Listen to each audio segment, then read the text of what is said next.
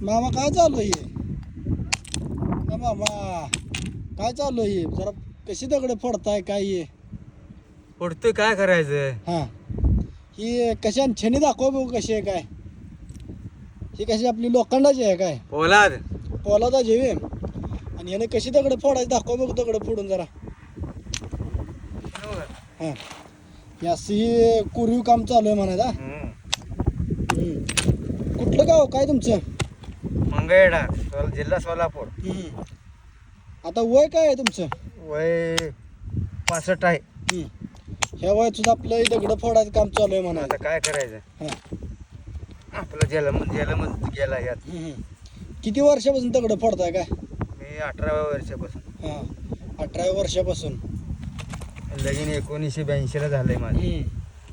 आता पोरं काय करते ते? पोरं इटकाम केला वा. हा, म्हणजे आपलं गवंडी काम. हा, हा, आणि तुमचं आपलं जुन्या टाईप मध्ये आपलं दगडी काम चालू आहे म्हणायचं. चालूच राहणार काय करायचं.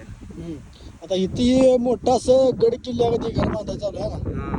किती दिवस झाले बांधकाम चालू आहे काय? 2 वर्ष झाली. 2 वर्ष झालं चालू आहे. त्याला तरी साधारण किती खर्च आला असेल या घराला? ह्याला कमीत कमी 1.5 कोटी मध्ये जाते 1.5 कोटीमध्ये जातंय खर्च.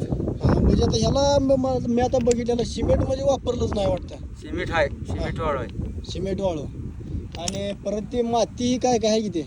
मातीतलं बंद करून टाकलं. हा गवंडी म्हटले आम्ही सिमेंट वाळू शिवाय करत नाही. हा इंजिनियर लोक काढलो होतो. इंजिनियर राहू दे म्हटले आम्हाला हे कामच नको. हा. मग मालकानं सिमेंट आणलं. सिमेंट वाळू असलं तरच करतो, नाहीतर मग नाही.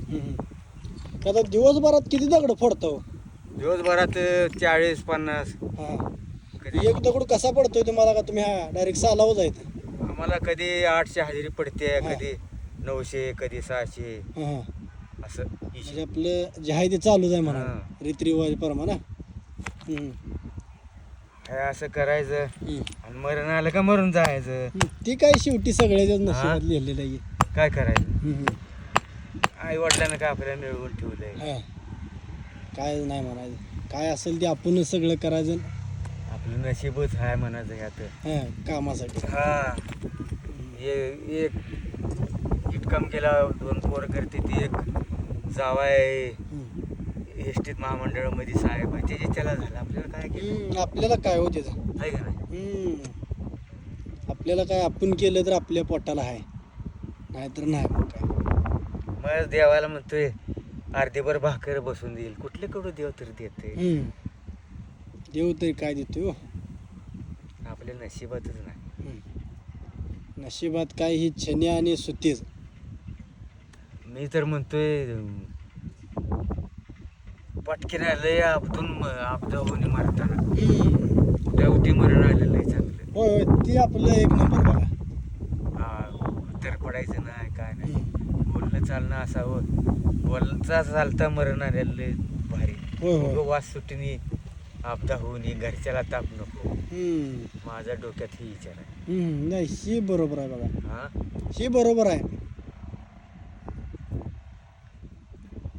काय करायचं आता. फोडलीच पाहिजे.